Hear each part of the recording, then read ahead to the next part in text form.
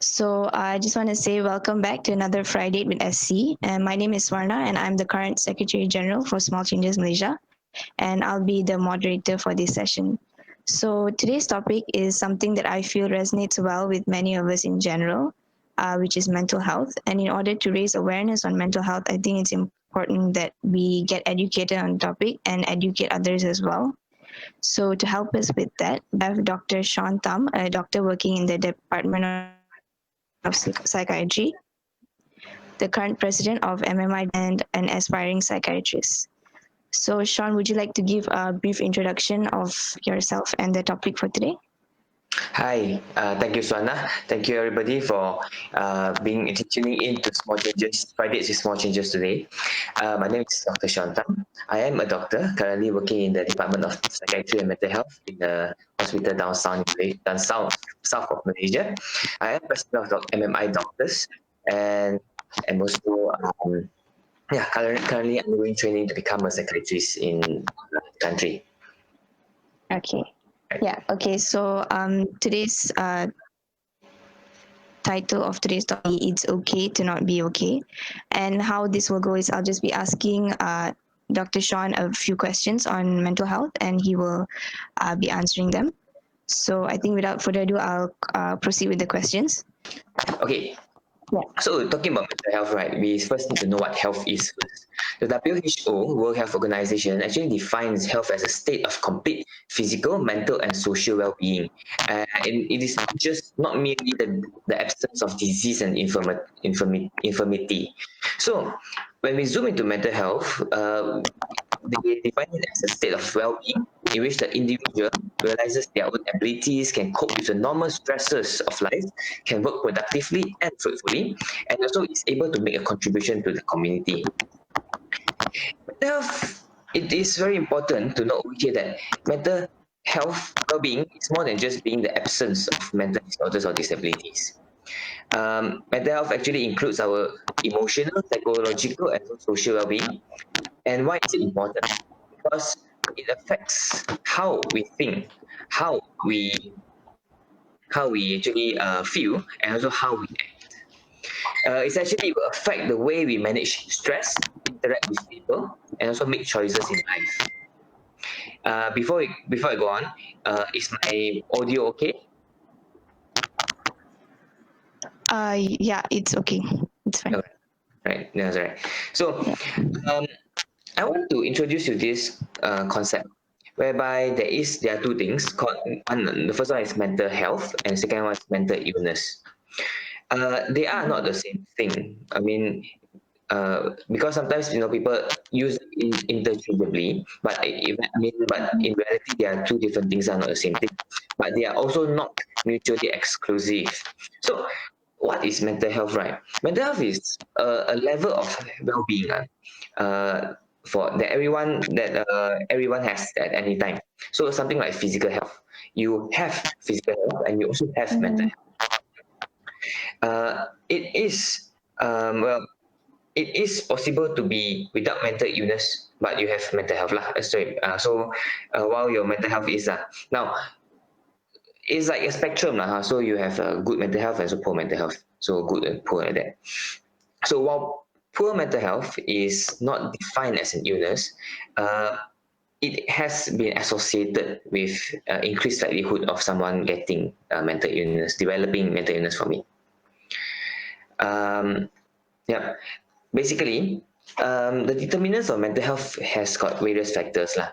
So what can make mental health good or can make mental health bad actually on the basis of some biopsychosocial kind of model. So meaning there are biological factors, psychological factors, and social factors that can affect a person's mental health. Yeah. Okay.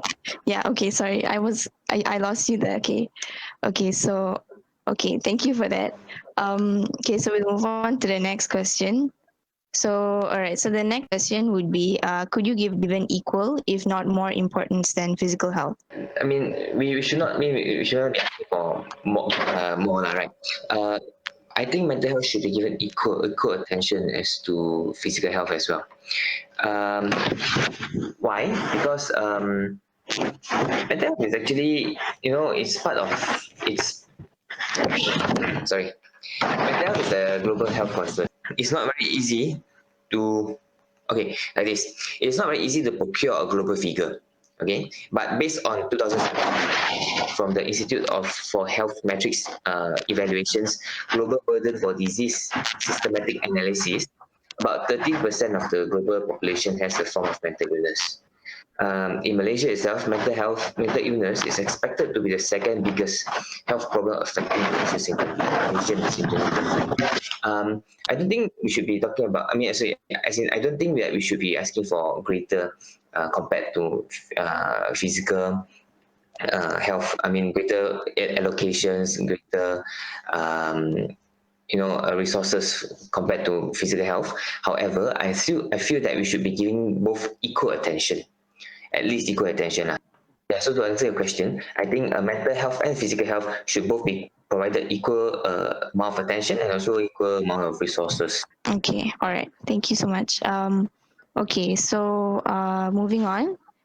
Um, so it was predicted that mental illness would be the second biggest health problem among Malaysians after which is this year. Mm. So, as a psychiatry doctor yourself, do you find that more people are willing to consult a psychiatrist for their mental health? Uh, I mean, in the clinics, as based on how you see it. Right. Thank you for that. Honestly, I feel that in more recent years, there is a general shift in terms of attitudes towards the topic of mental health. This can be Mhm. attributed to various reasons, but I'm going to highlight a few.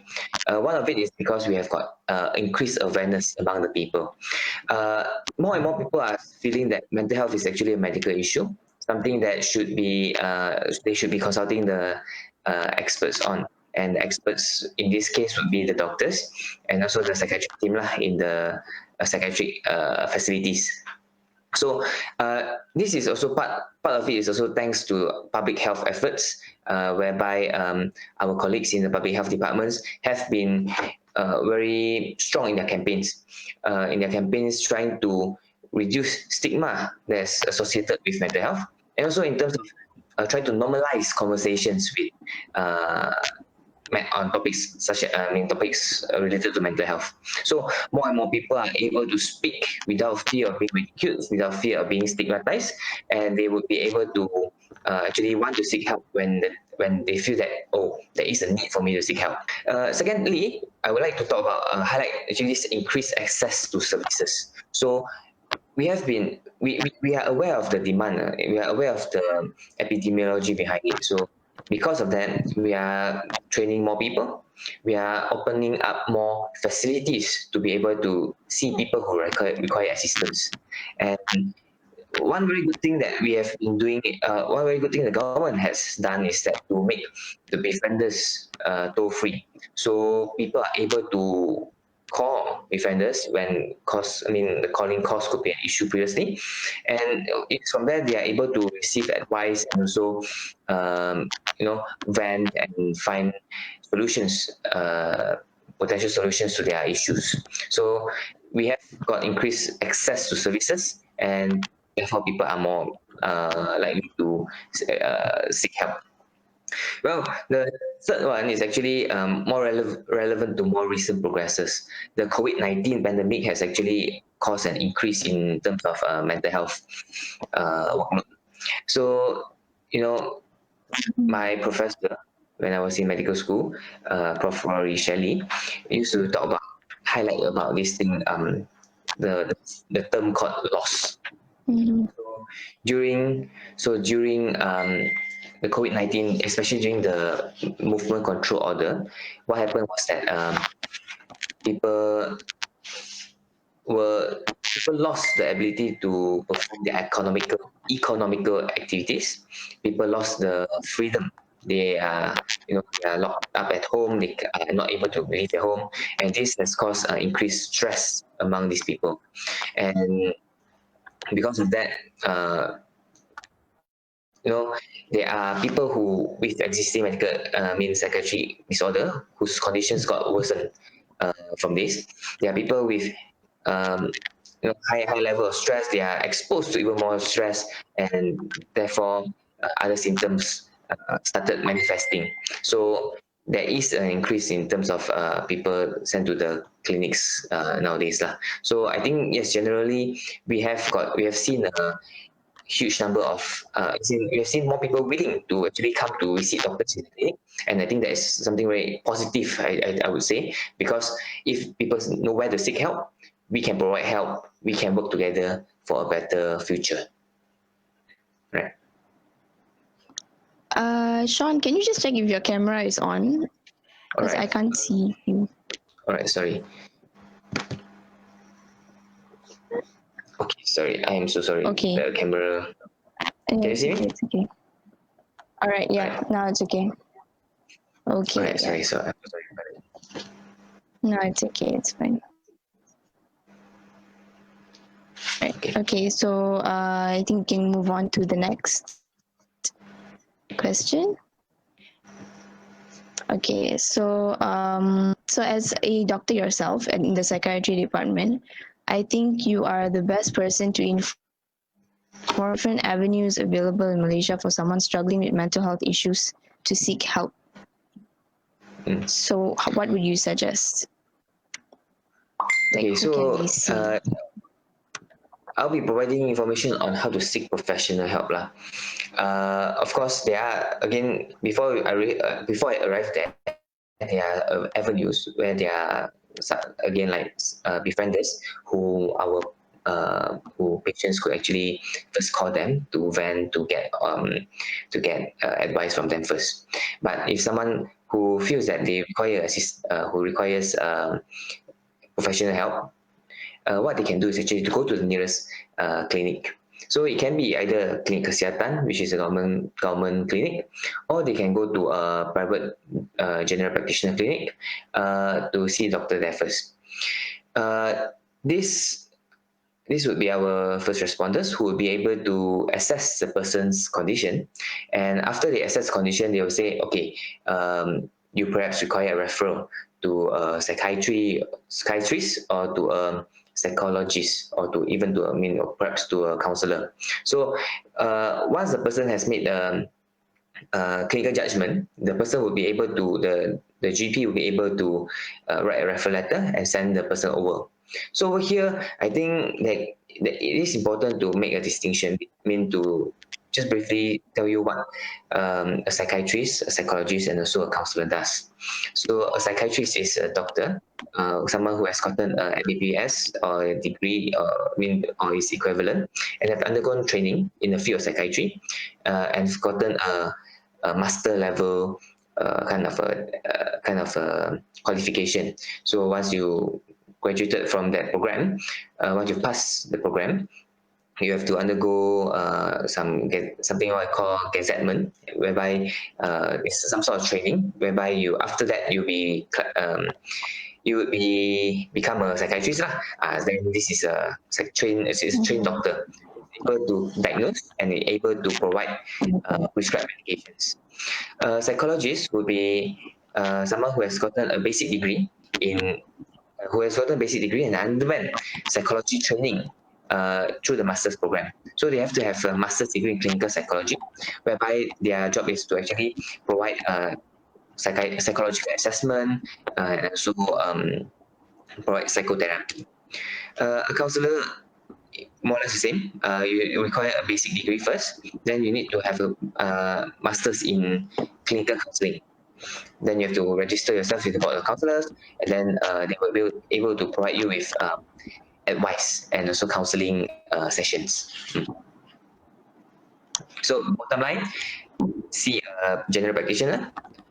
If the general practitioner will be the one providing you the first assessment, once they have gotten assessment, they would be able to make the required referrals if needed.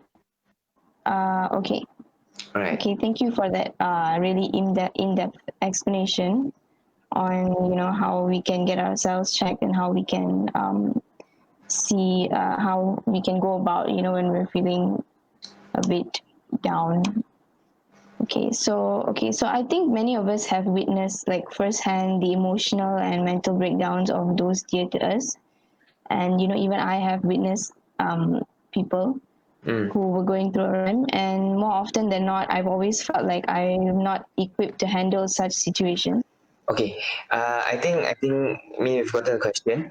I think there are a few things that we can do actually. So the first thing is if you are in the vicinity and you witness either a distress or crisis situation, the first thing you can do is actually approach the person. Now it's very important to know that you have to receive the consent of the person before they allow you lah, before you carry on your Mm-hmm. intentions. I'm sure, because I mean, if someone refuses your help and you force yourself on, uh, it's not a very good thing to do. So anyway, in terms of mental health, there's such a thing called mental health first aid, which is rather similar to what physical first aid is in terms of like if someone has got an injury somewhere. For physical first aid, if someone has got injury somewhere, you go there, you apply first aid to them lah. So for mental health first aid, it's actually a program lah, that trains its providers to identify signs of distress and crisis, and also to provide assistance until professional help is arrive. Until professional help arrives. Now, I'm not going to talk about that because it's a patented program actually, but I'm going to talk to you something about what we call psychological first aid. Psychological first aid is actually, I use the actual definition, humane, supportive, and practical response to a fellow human being who is recently suffering from a serious stressor and may require support. It's very important for us to know that psychological first aid is not something that only professionals can do. It's not professional counseling. It's not clinical or psychiatric intervention. But it is something that involves non-intrusive, a very important word, non-intrusive practical care and support, whereby the responder actually assess the needs and concerns of the person, help the person achieve and address the basic needs. So um, talking about the action principles, I mean, how do you provide psychological first aid? It's PLL. So P would be prepare. The person, as in the one who wants to provide the response, should learn about crisis events. So should know about available services and supports that are available, and also to learn about the basic background of the situation that they are in. Okay, this is a preparation lah. So when you reach into the action, number one, you actually three L's, look, listen, and link. So number one, what you do when you look? You look means you observe around, see there's any dangers around. You see if there's anybody who requires urgent basic needs or someone who is actually severely distressed. So the first thing is actually to identify the person. Second thing would be to listen. So you contact the person, again, non-intrusive. Uh, Make contact with the person, ask about the person, do you need help? What can I do for you? You listen to them. Very important, active listening. You listen to them and you help them if you can. So, but when you listen, you also need to identify what the gist of it lah. So identify this. Okay, this A, B, C. This how it can help, and you link them. So you link them, meaning if someone requires a service, you link them to it. You provide information and stuff. So someone is having so using the example, whereby someone is actually having a distressing event, for example, like a car crash maybe. So listen to them, listen to their fears, listen to their concern, and then say, okay, so what you need now perhaps is a doctor's evaluation. So I'm going to link you to hospital. So maybe you call ambulance or something like that. So what you can do is to equip yourself with psychological first aid, and you can use it in the right situation. All right, so that's something new that I think many of us haven't heard of, because we're so used to physical aid. Yeah. Okay, so thank you for pointing that out to us. All right, so okay, so this is a question for those who feel like they are unwell, but they don't know if they really are. So many people are unaware of the fact that they actually have a mental illness, and more often than not, they tend to brush it off, as something that it's okay. I don't think it's even severe enough to go and see a doctor for.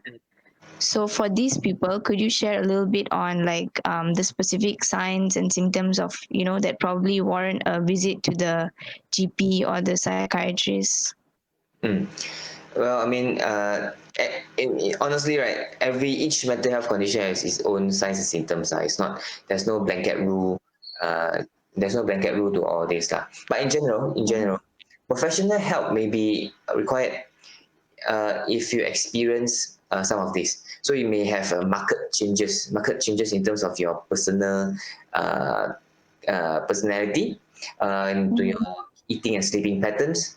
They may be, if you find yourself not able to cope with daily activities, your functionality has actually dropped. A feeling of disconnection. You feel disconnected with normal activities. You have excessive anxiety, and excessive anxiety in terms here we have got two things, also physical symptoms like palpitations, nausea, dizziness, and also the psychological part whereby you have kind of like a feeling of impending doom. If it's excessive, then that's when you may require professional help lah. Also, very importantly, if you have thoughts of harming yourself, others, or even suicide, or even if you have excessive anger, excessive hostility and violence, now this is something that you may require assistance here. So this is not something very clear cut lah, very clear cut. What I can say is that our healthcare staff selalu sedia membantu, always ready for help. So don't hesitate, and just don't hesitate to seek for advice when you feel like you need them. Okay, all right. Okay, thank you so much.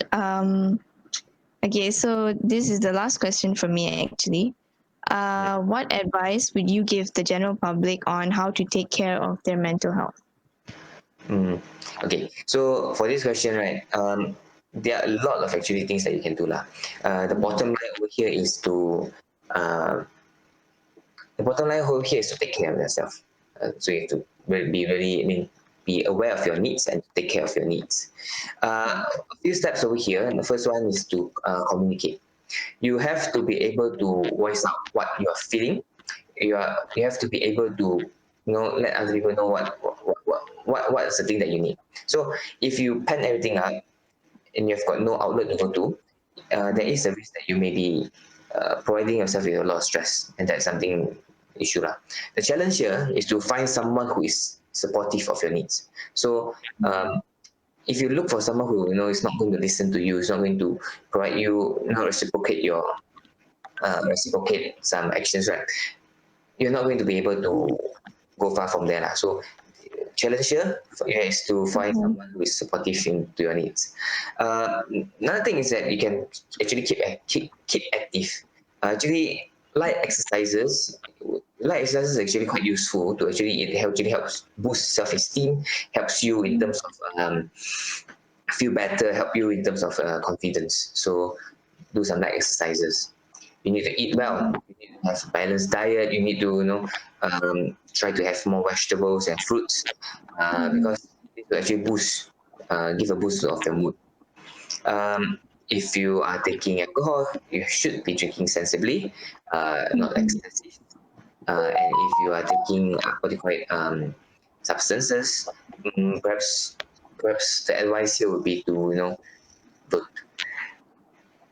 You need to be able to take a break when you feel the need. We don't want you to be burnt out. You see, so it's like a candle with a wick. If you get burnt out, the fire would be dimmed. We need to manage. We need to be able to learn how to manage stress well. Can also do things that you enjoy. So if you like, you have to be able to manage your time well lah. So this one is very important. And don't be afraid. Don't be afraid to ask for help, because help is always there. Help is always there. People are always. I think if we were to ask for help, right, we would be able to obtain help. One. So it's very important for us to actually ask for it.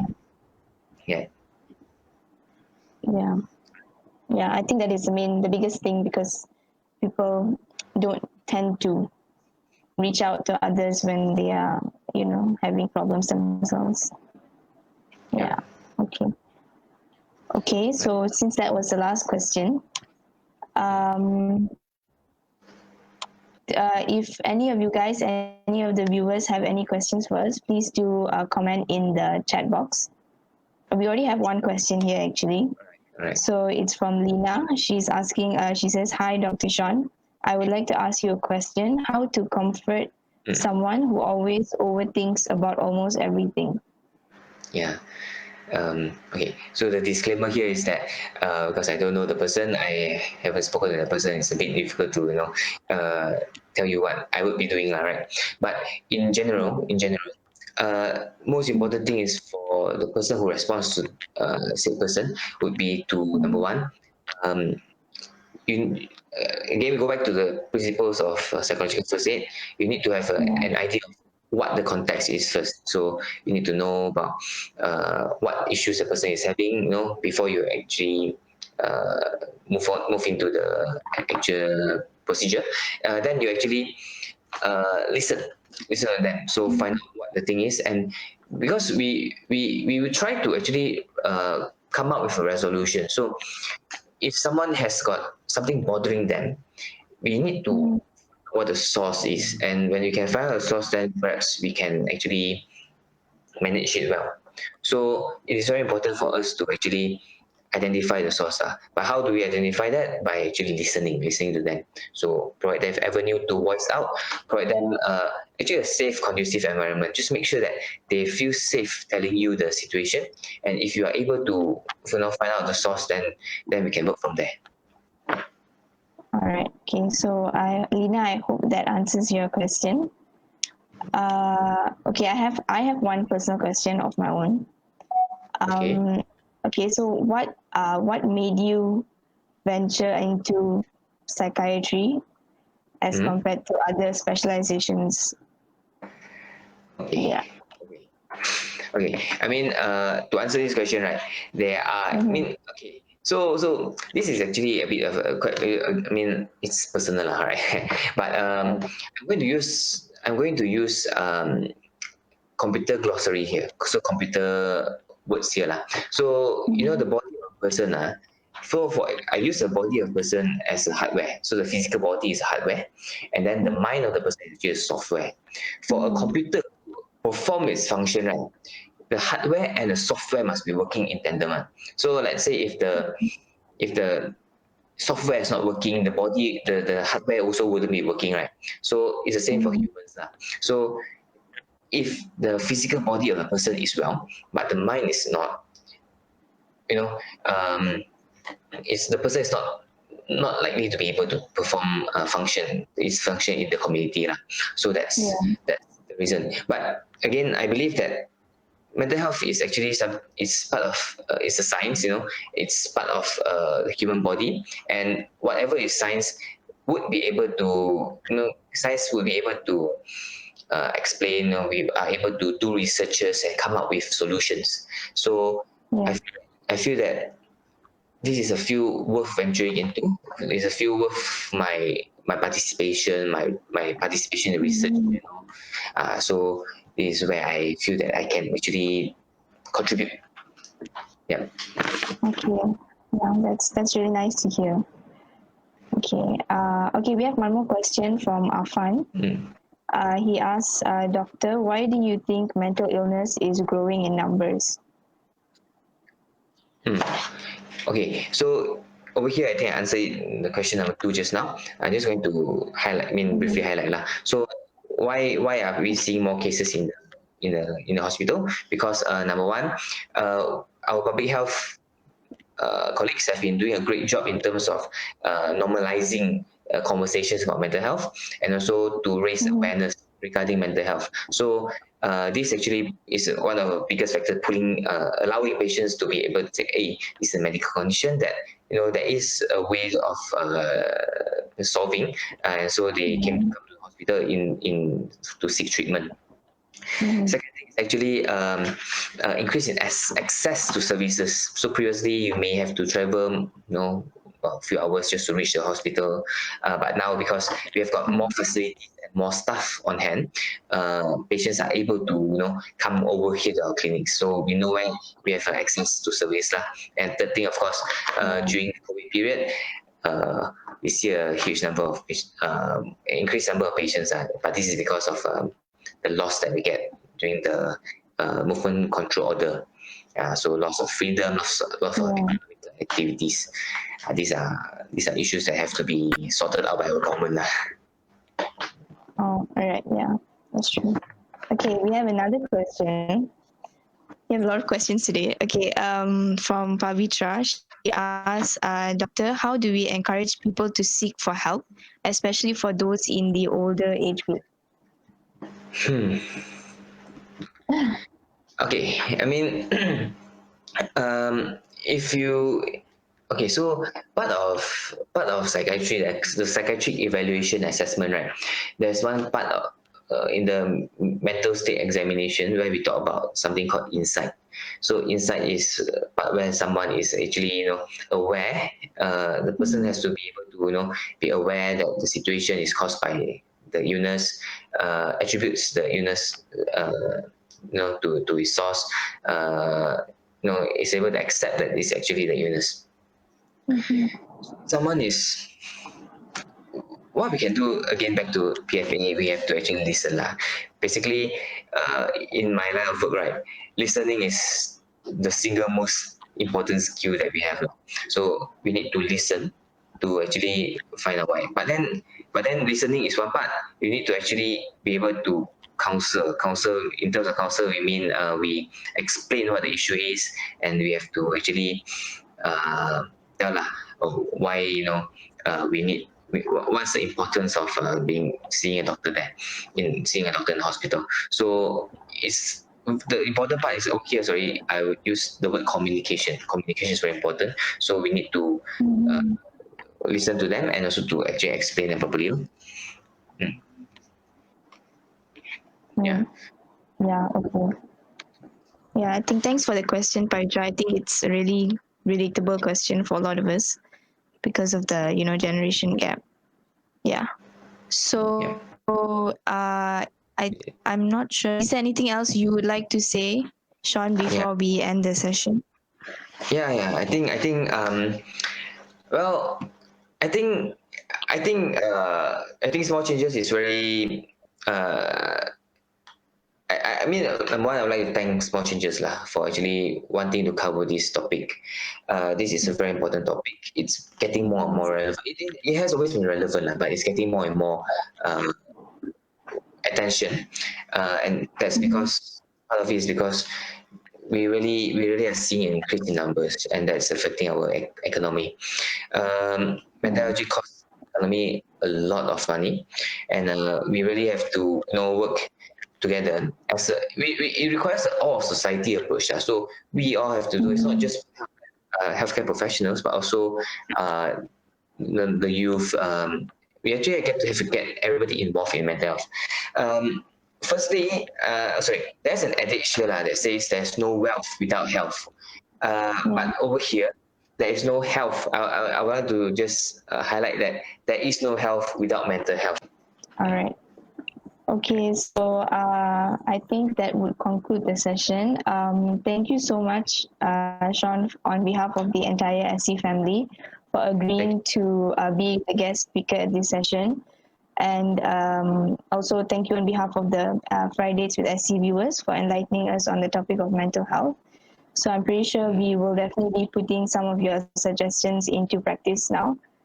It's always good to hear from a professional on these kind of things, because we always see people talking about it on social media and everything, but we never know what exactly is the right thing to do. So thank you so much for shedding some light on that. So yeah, okay. So thank you so much, Doctor, and I think we can conclude the session. All right. Thank you very much. Okay, thank you.